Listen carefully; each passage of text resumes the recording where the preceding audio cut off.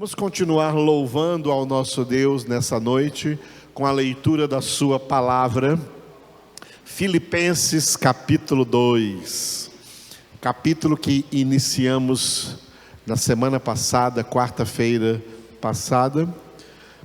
Então estamos agora nessa etapa de estarmos lendo juntos esses 30 versículos do capítulo 2 a cada quarta-feira, sendo nutridos, alimentados, fortalecidos. Essa palavra, enquanto estamos lendo, ela é Jesus nos curando, nos tocando, nos moldando, nos santificando. É pela palavra que o Senhor manda dentro de nossas almas, que Ele opera em nossas vidas. Portanto, recebei bem a palavra do Senhor. E depois de lermos esses 30 versículos, levantamos a Ele nossas orações, cada um aquilo que traz aí na sua alma, no seu coração. Portanto, leiamos juntos Filipenses 2.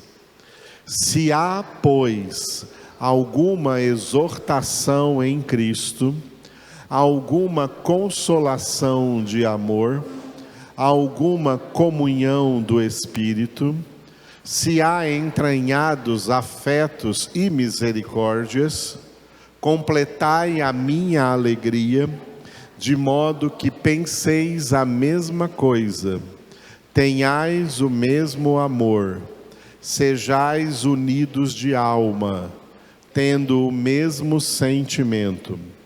Nada façais por partidarismo ou vanglória, mas por humildade, considerando cada um os outros superiores a si mesmo. Não tenha cada um em vista o que é propriamente seu, senão também cada qual o que é dos outros. Tende em vós o mesmo sentimento que houve também em Cristo Jesus, pois Ele, subsistindo em forma de Deus, não julgou como usurpação o ser igual a Deus.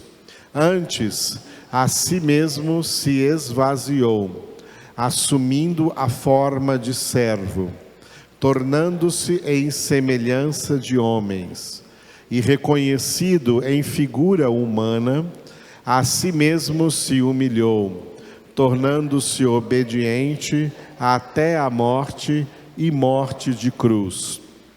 Pelo que também Deus o exaltou sobremaneira e lhe deu o nome que está acima de todo nome, para que ao nome de Jesus se dobre todo joelho nos céus, na terra e debaixo da terra, e toda língua confesse que Jesus Cristo é Senhor, para a glória de Deus Pai. Assim, pois, amados meus, como sempre obedecestes, não só na minha presença, porém muito mais agora na minha ausência, desenvolvei a vossa salvação com temor e tremor, porque Deus é quem efetua em vós tanto o querer como o realizar segundo a sua boa vontade.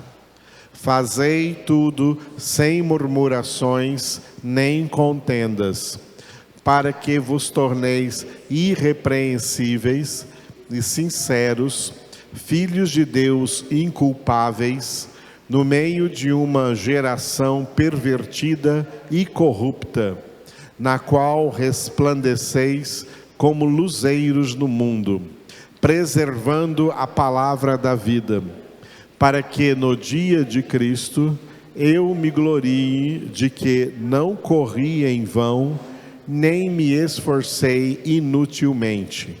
Entretanto, mesmo que seja eu oferecido por libação sobre o sacrifício e serviço da vossa fé, alegro-me com todos vós e me congratulo.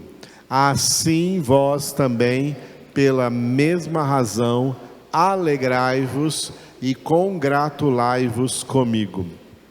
Espero, porém, no Senhor Jesus, mandar-vos Timóteo o mais breve possível, a fim de que eu me sinta animado também, tendo conhecimento da vossa situação, porque a ninguém tenho de igual sentimento que sinceramente cuide dos vossos interesses, pois todos eles buscam o que é seu próprio, não o que é de Cristo Jesus. E conheceis o seu caráter provado, pois serviu ao Evangelho junto comigo como filho ao Pai. Este, com efeito, é quem espero enviar, tão logo tenha eu visto a minha situação. E estou persuadido no Senhor de que também eu mesmo brevemente irei. Julguei, todavia, necessário mandar até vós Epafrodito, por um lado meu irmão, cooperador e companheiro de lutas, e por outro, vosso mensageiro e vosso auxiliar nas minhas necessidades, visto que ele tinha saudade de todos vós e estava angustiado, porque ouvistes que adoeceu. Com efeito, adoeceu mortalmente. Deus, porém, se compadeceu dele, e não somente dele, mas também de mim, para que eu não tivesse tristeza sobre tristeza. Por isso, tanto mais me apresso em mandá-lo, para que, vendo-o novamente, vos alegreis, e eu tenha menos tristeza. Recebei-o, pois, no Senhor com toda a alegria, e honrai sempre a homens como esse, visto que, por causa da obra de Cristo, chegou ele às portas da morte, e se dispôs a dar a própria vida, para suprir a vossa carência de socorro para comigo. O texto que nós vamos meditar hoje nessa epístola aos Filipenses tem esse tema, repita depois de mim: união de alma. Glória a Deus. Aleluia. Vamos tratar desse tema dentro do versículo, então não preciso fazer agora nenhuma introdução. O texto que nós entramos na quarta-feira passada, os primeiros 4 versículos do capítulo 2 de 1 a 4, tem esse tema aqui, diga, perfil dos salvos. Nestes primeiros 4 versículos de Filipenses capítulo 2, Paulo, sob a inspiração do Espírito de Deus, por isso é palavra de Deus hoje, ele descreveu alguns dos muitos elementos que devem fazer parte do perfil das pessoas que verdadeiramente vão morar no céu. Aleluia. Amados, nós temos que ter sempre bem claro aqui na nossa consciência, na nossa mente, na nossa cabeça, que as pessoas que vão morar no céu, elas têm, enquanto estão aqui na terra, por obrigação, ser radicalmente diferentes de todas as demais pessoas que não vão morar no céu. Cidadãos dos céus têm obrigatoriamente que ser radicalmente diferentes, o extremo oposto, o exato contrário de tudo que os homens aí na terra são. Em tudo quanto pensam, em tudo quanto falam, em tudo quanto vivem, em tudo quanto se comportam, na forma como se conduzem na vida. A vida dos salvos tem obrigatoriamente que ser uma vida diferente, radicalmente diferente dos não salvos. Infortunadamente, não é o que nós estamos observando no perfil característico, no caráter comportamental da maioria das pessoas que se dizem crentes ou evangélicos. Não estamos vendo nenhuma diferença, pelo contrário, muitos estão iguais ou piores do que os mundanos, do que pessoas que não são de Deus. Isso é uma lástima. E isso acontece por um motivo, porque as gerações de evangélicos formadas nos últimos 44 anos, é uma geração de evangélicos distantes da Bíblia, distantes da verdade, distantes da palavra de Deus. Uma geração de evangélicos que criou um outro Cristo, e não o Cristo da Bíblia. Um outro Jesus, e não o Jesus da Bíblia. Criou um Jesus que é só as bênçãos que eles querem, as curas, os milagres, os favores. Nenhum conhecimento, nenhuma instrução, nenhuma palavra, e o que tem de palavra tem duas características miseráveis: ou é pouca palavra, ou é, mesmo sendo pouca, ainda uma palavra deturpada, desviada, mal interpretada, de acordo com a mente humana decaída e não de acordo com o Espírito Santo de Deus. Por isso, a igreja cristã, a igreja protestante, o sistema denominacional protestante na terra não vive em tempo de avivamento, vive em tempo de altíssima crise espiritual. Crise que explode em muitos casamentos desfeitos, muito divórcio, adultério, traição, brigas, intrigas, divisões, imoralidade sexual entre casados e solteiros. Essas igrejas todas aí com altos movimentos de jovens, são na sua maioria jovens que já estão iniciados na vida sexual sem serem casados. Jovens evangélicos estão iguais aos do mundo, que não entendem namoro sem sexo. Namoro já tem que ter sexo. Essa é a geração de evangélicos gerada nos últimos 40 anos. Tirou a palavra deles, tirou a santidade, tirou Jesus deles. É apenas religiosidade frívola, gente espiritualmente morta, participando às vezes de igrejas que se assemelham à igreja de Sardes, em Apocalipse capítulo 3.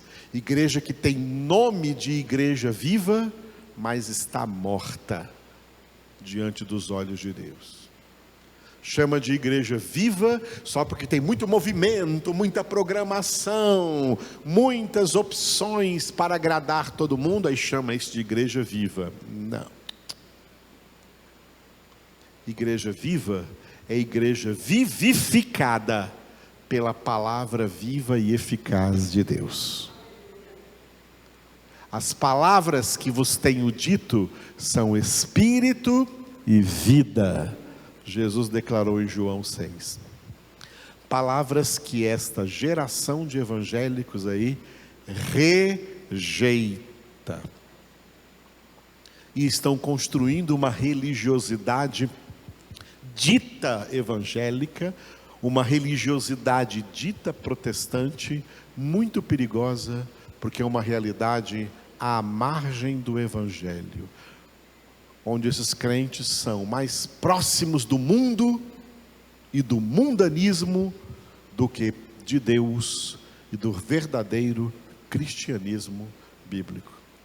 E isso vai piorar com a multiplicação da iniquidade e, no final das contas, só um resto será salvo. Só o remanescente fiel, só os poucos escolhidos. Somente quem verdadeiramente faz parte desse grupo seleto de Deus, dos poucos escolhidos, terão estes elementos no seu perfil característico dos verdadeiros filhos de Deus, daqueles que fazem parte do selo do firme fundamento de Deus. O Senhor conhece os que lhe pertencem. Glória a Deus. Hoje encontrei uma pessoa na rua que falou comigo assim: pastor Edivaldo, você ficou sabendo, né, daquele pastor em dezembro que suicidou, né? Vai fazer o quê, né? Agora ele está com Jesus. Aí eu falei assim, mas espera aí, ele era um pastor? Era. A Bíblia fala assim, em Hebreus capítulo 13, considerai bem os pastores e veja como a vida deles terminou. O jeito que a vida dele terminou foi bom? Foi um bom testemunho para os que ficaram? Então, muito cuidado com julgamentos precipitados. Julgar não é só condenar, julgar também é absolver. Quando Jesus disse não julgueis, ele estava dizendo não condeneis, mas também estava dizendo não absolveis. Não absolvais, perdão, não absolvais. Juiz tem autoridade de condenar e de absolver. Nós não temos essa autoridade, ela é exclusiva do Senhor. Então tem gente que pensa que julgar é só condenar, aí fica absolvendo por conta própria. Não, podemos absolver não, porque também estamos julgando. Julgar não é só condenar, julgar também é absolver. E isso é da alçada de Deus. Agora, nós temos critérios dados na palavra de Deus. E um deles é não matarás, nem aos outros e nem a si próprio. Verdade? Portanto, quem mata está cometendo pecado. E o salário do pecado não é vida eterna. O salário do pecado é a morte. Esses são os critérios que nós temos da palavra de Deus. O perfil, Deus quer ver em nós um perfil diferente desse que está sendo o perfil dessas pessoas do mundo, ou até desses ditos evangélicos mundanizados. Essa igreja evangélica mundanizada e não evangelizada que está por aí afora. Muito bem. Nesses 4 versículos, nós começamos na semana passada com o versículo número 1, com a mensagem de, repita, comunhão. Uma das coisas que fazem parte do perfil dos salvos é que eles buscam edificar a comunhão entre os irmãos em Cristo, a comunhão espiritual, tá? A comunhão espiritual. O perfil dos salvos não é um perfil de criar divisões, não é um perfil de criar facções. As pessoas facciosas, Paulo escreveu em Tito, elas já estão por si mesmas condenadas. E por isso Paulo fala a Tito, dá lá na carta de Tito essa orientação: evita as pessoas facciosas, porque por si só elas já estão condenadas. Criar divisões, criar facções, colocar pessoas umas contra as outras, é uma coisa que não faz parte do perfil dos salvos, do perfil de quem vai morar no céu. Contrário, quem vai morar no céu busca comunhão, que nós vimos no versículo 1, e vamos estrear hoje os versículos de 2 a 4, 2, 3 e 4, diga unidade. Unidade vem do número 1. Jesus pregou: eu e o Pai somos um.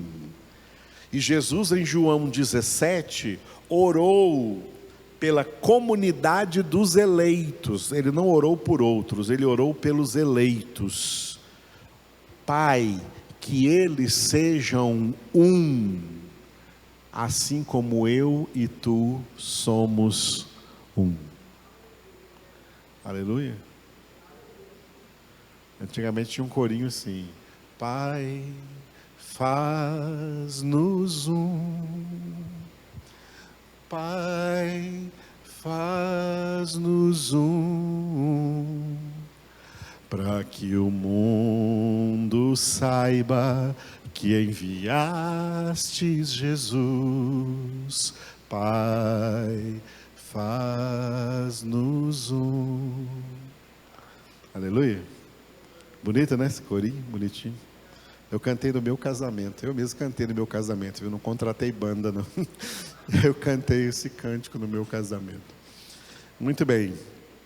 Unidade. Buscar a unidade. Isso é uma coisa que nós vimos. Essa busca pela unidade.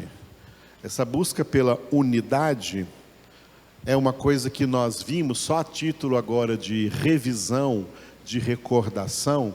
Volta um pouco aí nas páginas da sua Bíblia.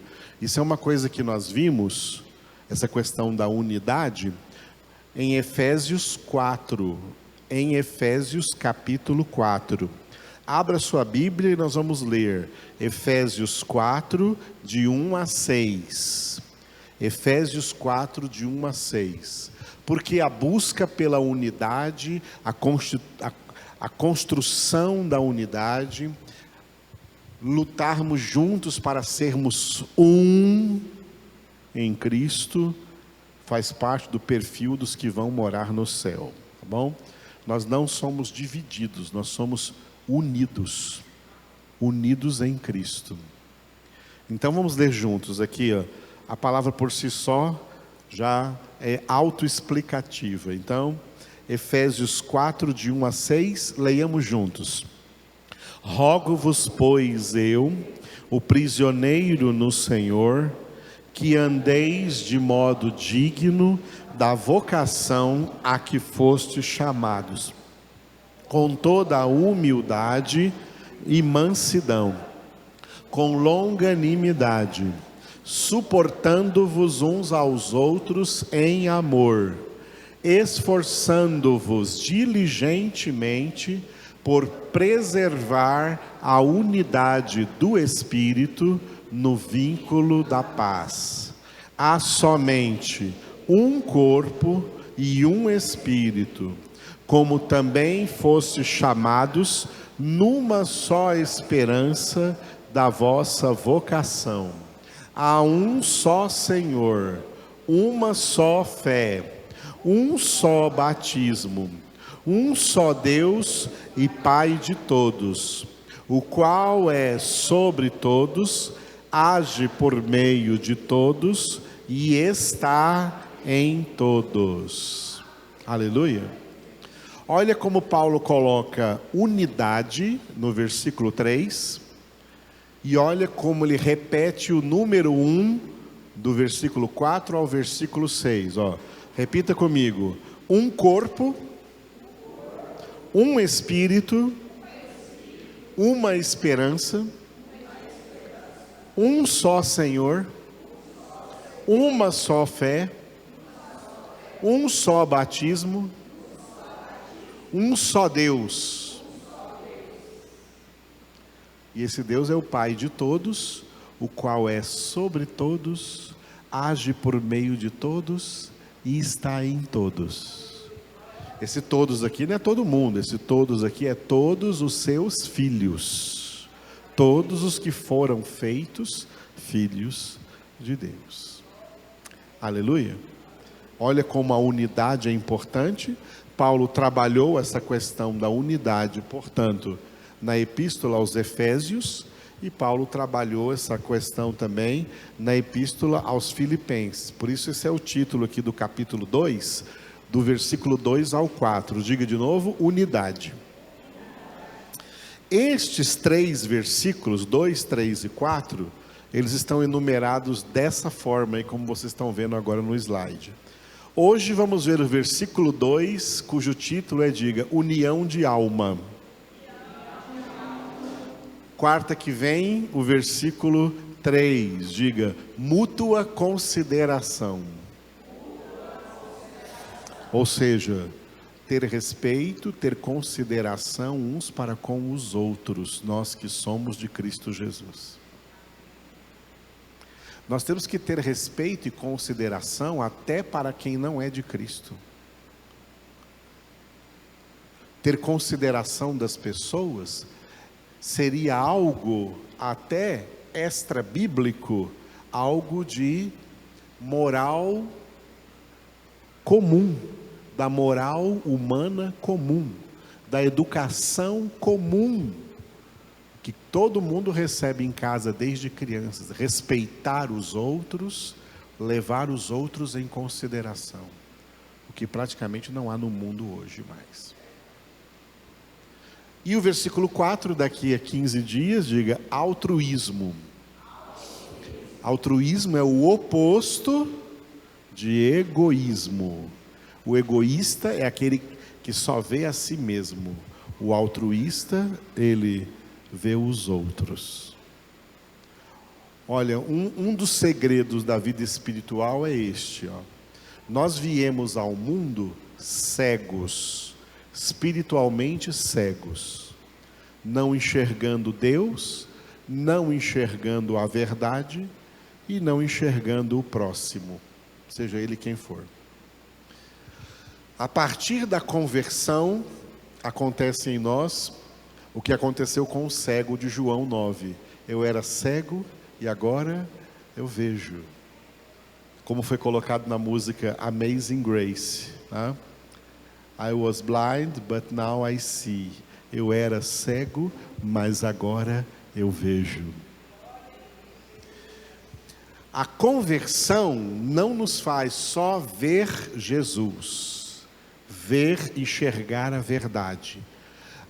A partir da conversão, Jesus passa a ser a nossa lente espiritual, através da qual nós passamos a enxergar as pessoas.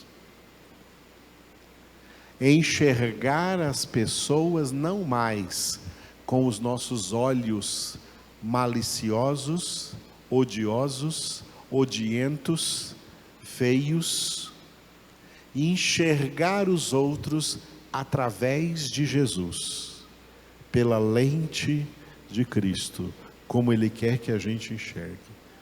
E é assim que recebemos esse altruísmo espiritual. Tem muito altruísmo por aí que não é espiritual, é humano, e já é uma coisa boa entre humanos.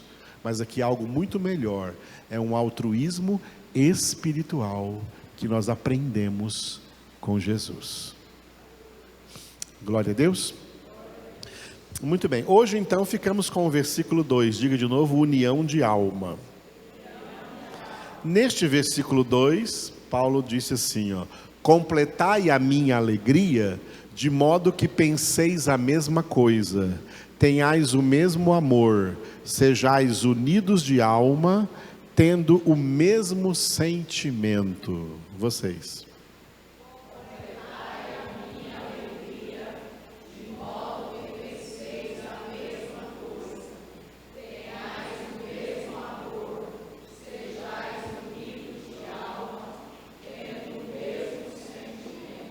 Aleluia. Eu sublinhei ali, diga, unidos de alma. Por isso, o tema do versículo, né, o tema principal é esse. Diga de novo, união de alma.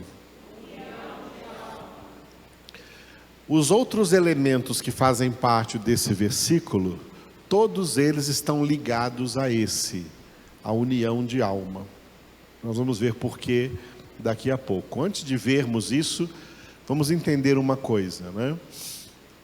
Existe um estudo que está sempre em andamento e nunca chega ao fim, porque ele é muito amplo, que é o estudo das consequências do pecado na alma humana. A alma humana foi solapada, cruelmente e destrutivamente pelo pecado original, pelo pecado que nós herdamos do primeiro casal, Adão e Eva. Como diz a Escritura, por um só homem o pecado entrou no mundo e por isso todos pecaram. Todos já vêm ao mundo em estado de pecado, como Davi escreveu no Salmo 51, versículo 5: eis que nasci na iniquidade, em pecado me concebeu minha mãe. Por isso, como vimos no boletim domingo, Jesus invalidou o primeiro nascimento para a salvação, porque todo mundo vem ao mundo sendo concebido, gerado e nascido em pecado. Para ser salvo tem que nascer de novo, tem que ter um novo nascimento. O nosso nascimento, porque o que nasceu da carne é carne, o que nasceu do Espírito é Espírito, ok? Então, os filhos de Deus são os que são nascidos do Espírito. João capítulo 1, versículos 12 e 13. Mas a quantos receberam a Jesus, Deus deu-lhes o direito de serem feitos filhos de Deus. Estes não nasceram do sangue, nem da vontade da carne, nem da vontade do homem. Estes nasceram de Deus. Aleluia. Esse novo nascimento, que Jesus chamou de novo nascimento, é o primeiro nível da salvação, que é a conversão. Jesus chama a conversão de um novo nascimento. A partir da conversão, uma vez nascidos de novo, nós entramos no processo de santificação, que é a obra mais difícil que nós temos que fazer uma vez convertidos. Uma vez convertidos, temos muitas obras a fazer, mas a principal delas é a nossa própria santificação, sem a qual ninguém verá o Senhor. Todas as outras obras, se você fizer todas as outras obras, mas não fizer essa, nenhuma das outras obras valerá nada na sua salvação. As outras obras só terão valor se você também fizer em primeiro lugar essa obra, a obra da sua santificação. Obedecendo ao mandamento que pode resumir todos os mandamentos bíblicos. Repita depois de mim: sede santos. Esse é o propósito de Deus na nossa salvação, que sejamos santos. Sede santos como vosso Pai Celestial é santo, sede perfeitos como vosso Pai Celestial é perfeito. Mas Deus usa, como usou para conosco no ato da nossa conversão, como Ele nos usou para conosco, nos escolhendo, nos alcançando, nos convertendo, Ele usou para conosco de misericórdia, de compaixão, de longanimidade. Ele continua usando de misericórdia, de compaixão, de longanimidade durante o nosso processo de santificação. Porque não faz parte da vontade do Pai, do plano do Pai, nos santificar instantaneamente. Senão Ele faria isso. Não faz parte do plano de Deus. O plano de Deus na obra da salvação é que a nossa santificação seja algo paulatinamente, que vai acontecendo pouco a pouco durante o nosso processo de vida. Isso é a santificação. Deus quer ver cada um dos seus filhos dando uma resposta à graça da salvação que receberam.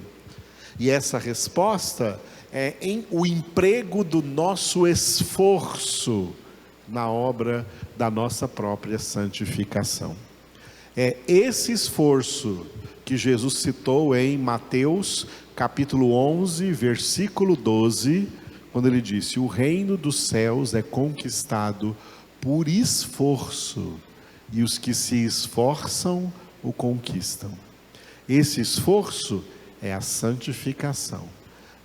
Esse esforço é a nossa cooperação com Deus na obra da nossa santificação. Nós não nos santificamos sozinhos, mas preste atenção, Deus também não nos santifica sozinho. Deus nos santifica mediante a nossa cooperação. Cooperar é operar junto com. Operar é trabalhar. Cooperar é trabalhar junto com. Deus está trabalhando em nós e nós temos que trabalhar junto com Ele. Nós temos que cooperar com Ele nesse trabalho, que é o trabalho mais difícil que nós temos que fazer, é o trabalho da nossa santificação. Nesse processo de santificação é que Deus vai curando as mazelas da nossa alma. Deus vai consertando o que o pecado danificou em nossas almas. Isso é a santificação. É assim que Deus vai operando nas nossas almas.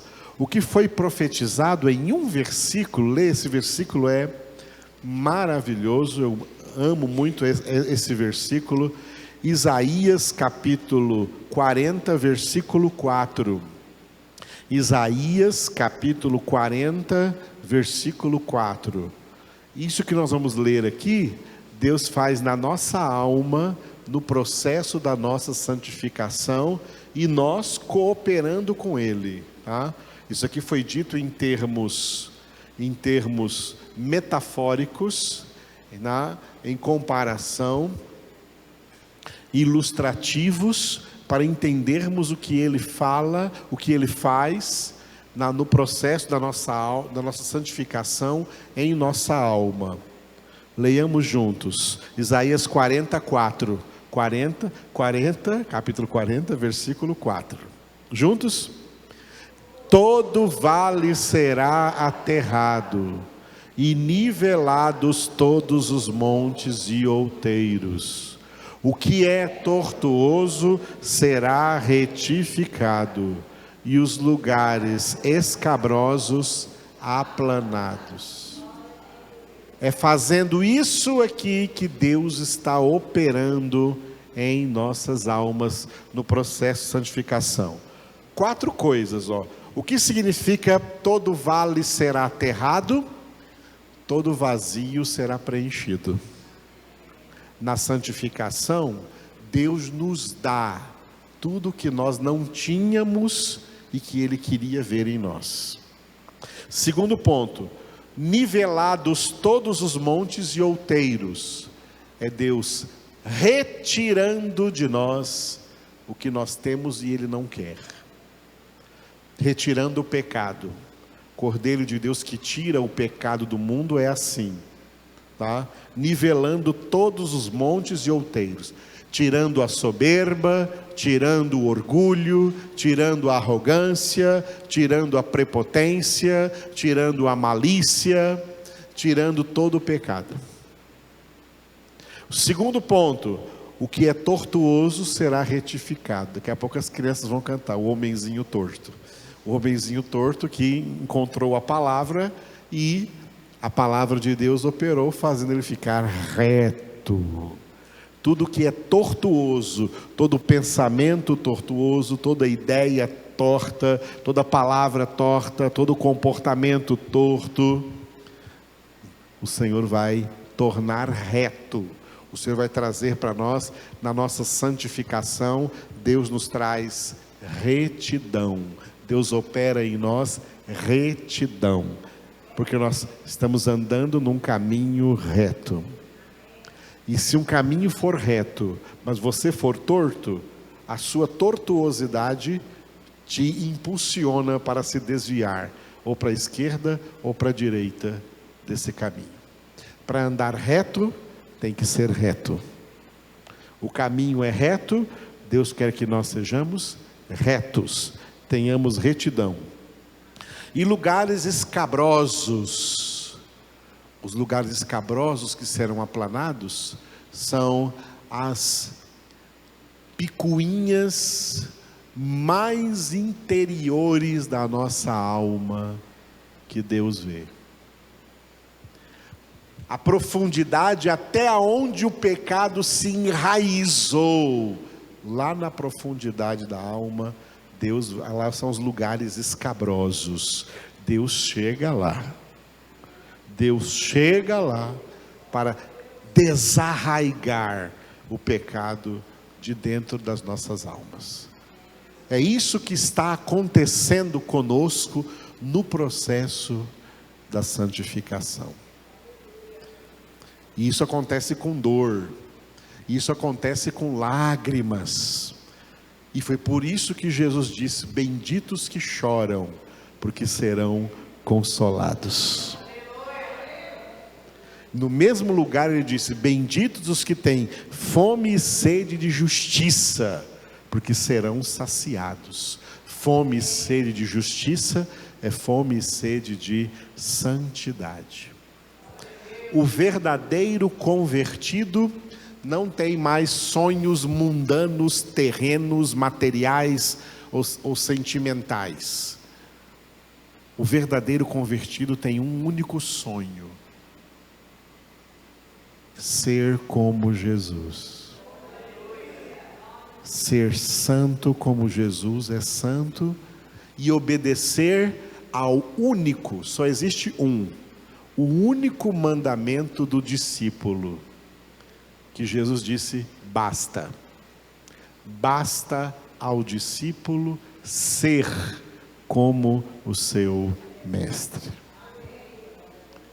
Foi por isso que Paulo escreveu também no capítulo 4, né, nós demos uma lida hoje no início aí do capítulo 4 de Efésios, e também no capítulo 4 de Efésios foi estabelecida aqui a meta do nosso crescimento espiritual.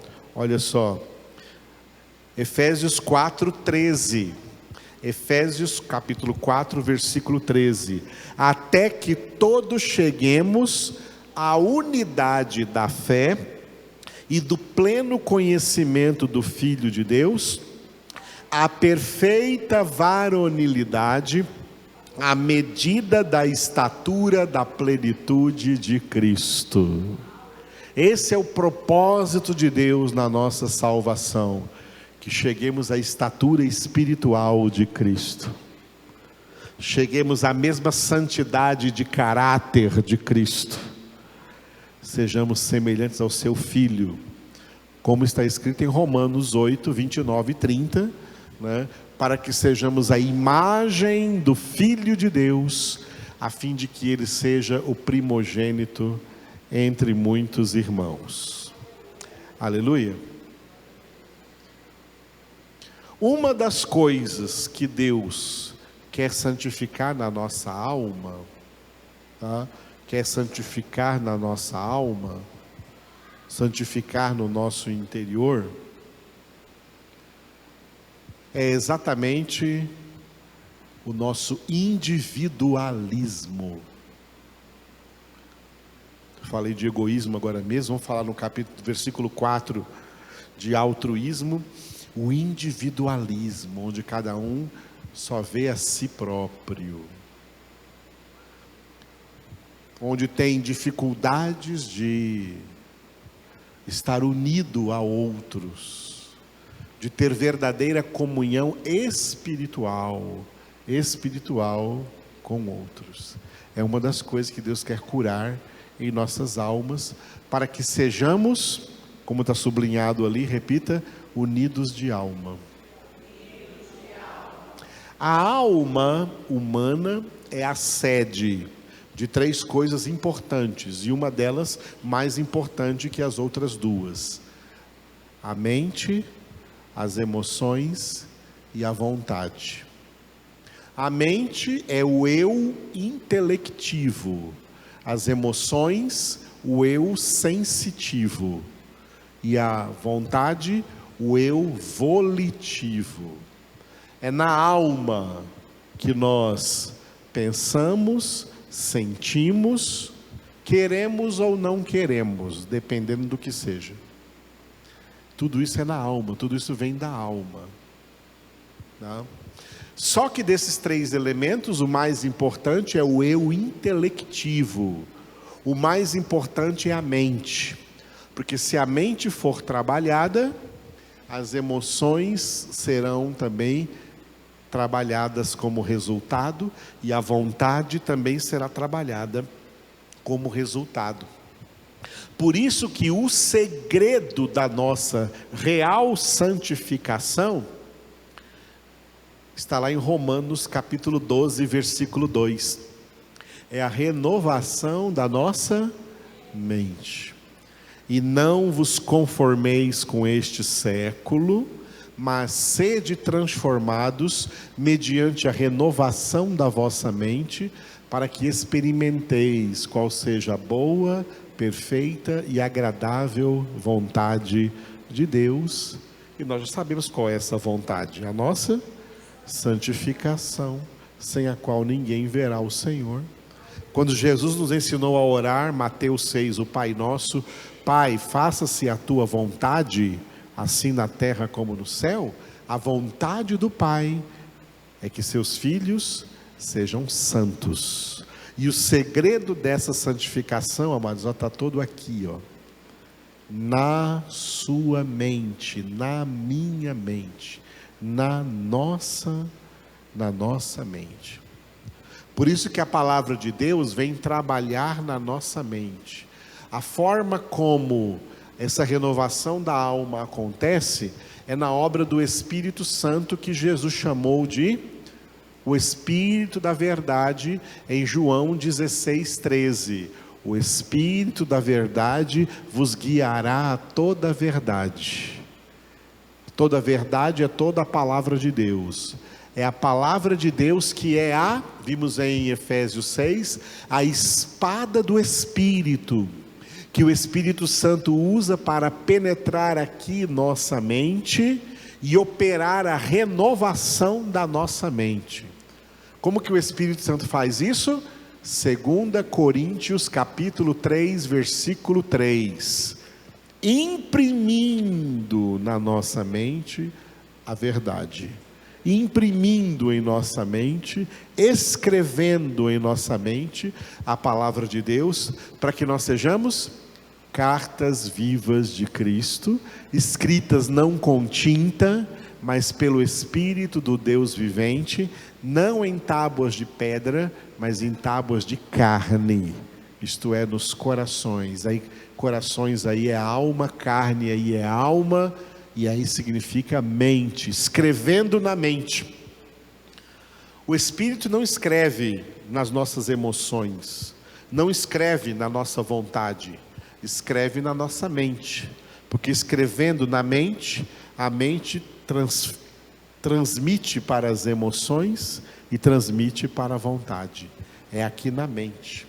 E quando o Espírito Santo escreve essa palavra na nossa mente, ele opera o que está escrito em 2 Coríntios capítulo 10, de 4 a 6, onde Paulo diz: as armas da nossa milícia não são carnais, mas poderosas em Deus, para destruir fortalezas, anulando nós sofismas e toda altivez que se levanta contra o conhecimento de Deus, e levando cativo todo pensamento à obediência de Cristo.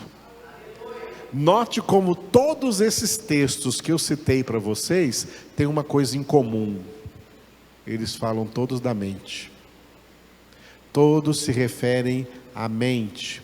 Mente, pensamentos, conhecimentos, sofismas, que são pensamentos errados, ideias erradas, que a palavra vem destruir. É aqui, amados, é na mente. Na mente, para nos transformar em homens espirituais, que Paulo definiu homens espirituais em 1 Coríntios 2, 15 e 16, e no versículo 16 ele disse que o homem espiritual tem a mente de Cristo. O homem espiritual não pode ter mais a mente decaída, que é a mente dos homens do mundo. O homem espiritual tem que ter a mente de Cristo.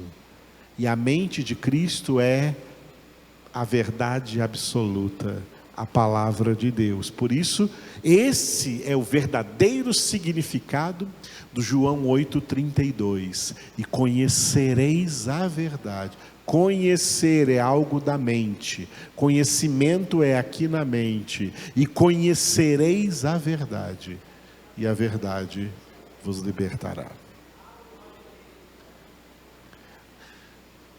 Quando Paulo fala unidade de alma, que união de alma, unidos de alma, ele agregou aqui 3 elementos. Ele agregou o primeiro, assim, ó, repita depois de mim, ó: penseis a mesma coisa. Isso é unidade de pensamento. Depois ele disse: repita, tenhais o mesmo amor. Unidade de amor. E por último ele disse, diga, tendo o mesmo sentimento. Unidade emocional. Unidade de sentimento. As 3 são muito importantes, mas a principal delas é a primeira: unidade de pensamento. Penseis a mesma coisa. Porque é isso que tem a ver com a renovação da mente, e o amor será consequência, e o mesmo sentimento será consequência. Portanto, o mais importante aqui é, repita depois de mim de novo, penseis a mesma coisa. Glória a Deus. Eu sou teólogo, professor de teologia, estudante da Bíblia, e no meio teológico aí, dentro desse pouquíssimo tempo que nós temos de reforma protestante, 500 e poucos anos de reforma protestante, o avivamento da reforma data do ano 1517, temos aí 5 séculos e iniciando no iniciozinho aí do 6º século da reforma protestante. Uma coisa terrível aconteceu no meio do protestantismo. Uma coisa que é falada no meio teológico, no meio dos teólogos, como diferentes linhas de pensamento teológico. Diferentes linhas de pensamento teológico. Existem milhares de diferentes linhas de pensamento teológico. Isso é uma lástima. Porque se nós pensarmos diferente uns dos outros, nós estamos divididos. E um reino dividido não subsiste. Jesus não aprova essa questão teológica que os teólogos chamam de diferentes linhas de pensamento teológico. Não. O que Paulo falou aqui sobre inspiração do Espírito Santo não é mais palavra de Paulo, é palavra de Deus. É Deus falando conosco. Repita: penseis a mesma coisa. Deus não quer filhos pensando diferente uns dos outros. E aí?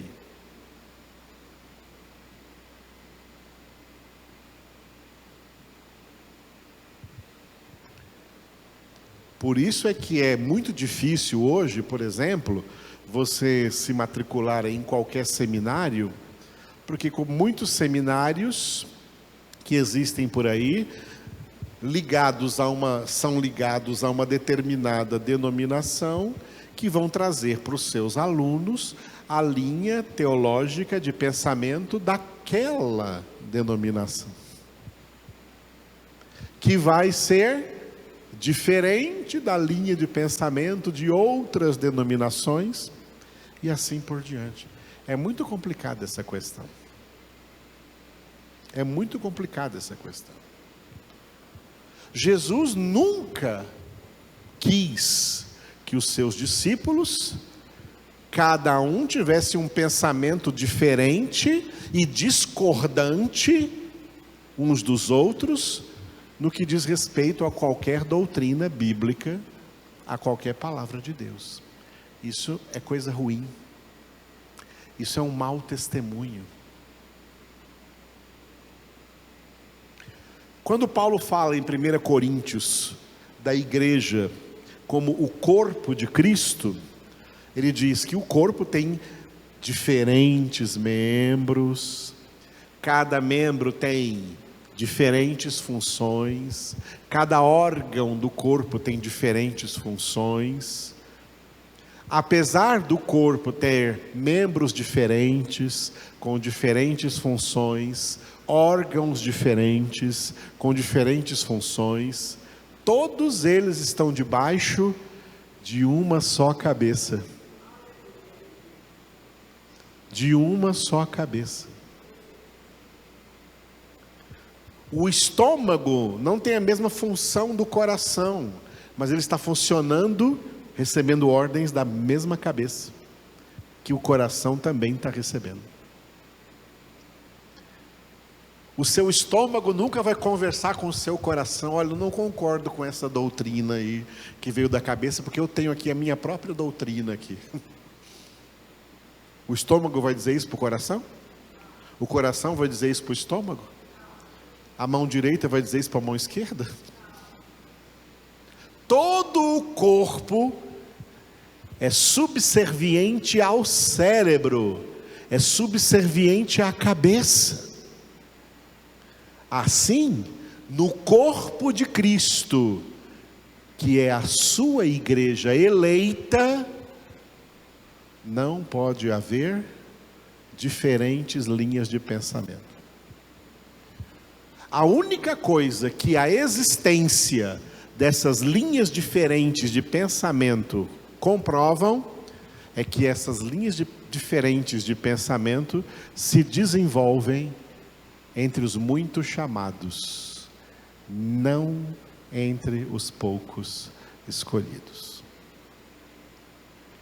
Os poucos escolhidos são aqueles que recebem da cabeça de Jesus a formação do mesmo pensamento, de acordo com a sua palavra, como ele disse em Mateus capítulo 16, versículo 18: sobre esta pedra, que é a minha palavra, que sou eu mesmo, Jesus, edificarei a minha igreja, não as minhas igrejas, a minha igreja, e as portas do inferno não prevalecerão contra ela.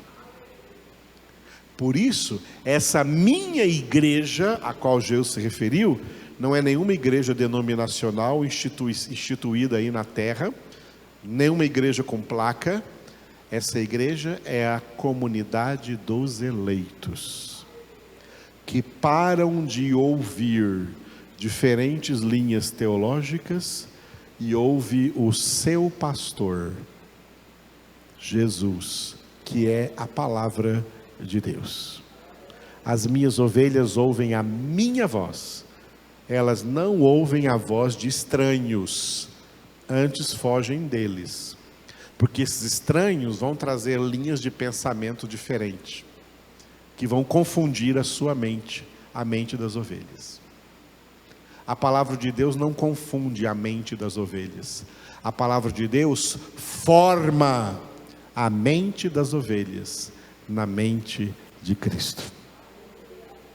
E por isso elas passam a ter o mesmo pensamento. Elas passam a pensar a mesma coisa. E o resultado disso é que passam a ter o mesmo amor e passam a ter o mesmo sentimento. O segredo está aqui, ó. É por isso que, entendendo isso, o eleito do Salmo 1 declarou que o seu prazer está na lei do Senhor, e nela ele medita de dia e de noite, porque é na meditação diuturna da palavra de Deus que todas as dúvidas vão sanando, e toda a palavra e todas as doutrinas bíblicas vão sendo esclarecidas na nossa mente. Eu levei pelo menos 2 décadas para entender isso, para começar a entender isso que vocês estão falando. As 2 primeiras décadas da minha conversão, eu estava lendo muita Bíblia, mas eu pensava que todo homem de Deus é homem de Deus. Todo que se diz homem de Deus é homem de Deus, está pregando a verdade.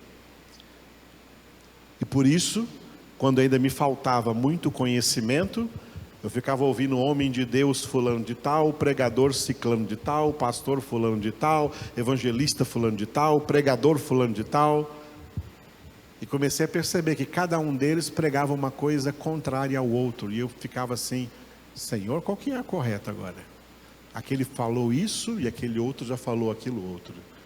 Qual que é a correta, Senhor? O que é isso? E aí foi numa noite, eu tive uma noite com o Senhor, uma noite muito especial, uma noite que eu não dormi nada, mas na manhã seguinte não tive sono nenhum, foi como se eu tivesse dormido, que o Senhor me acordou, me levou ali no meu escritório, me fez me levantar da minha cama, eu fui no meu escritório de oração, e enchi ele de lágrimas, e o Senhor falou comigo na sua palavra, me iluminou na palavra e mostrou, ó, é aqui na palavra. Agora para de ouvir tudo isso e ouça a minha palavra. E é por isso que hoje eu sou esclarecido indubitavelmente na palavra, não tenho dúvida de absolutamente nada. O Senhor me deu esse presente. E o que eu faço aqui é tentando trabalhar para que vocês também recebam esse presente, porque esse presente não é só para mim. Deus quer que todos os seus filhos e filhas verdadeiramente tenham pleno entendimento, plena convicção da verdade, sem dúvida, para saberem que estão caminhando para a glória. Esse negócio de cada um pensa alguma coisa diferente, isso é normal? Não, não é normal e não é certo e nem vontade de Deus. A vontade de Deus é essa aqui, repita essa frase: penseis a mesma coisa. É assim que Ele vai operar em nós essa união de alma.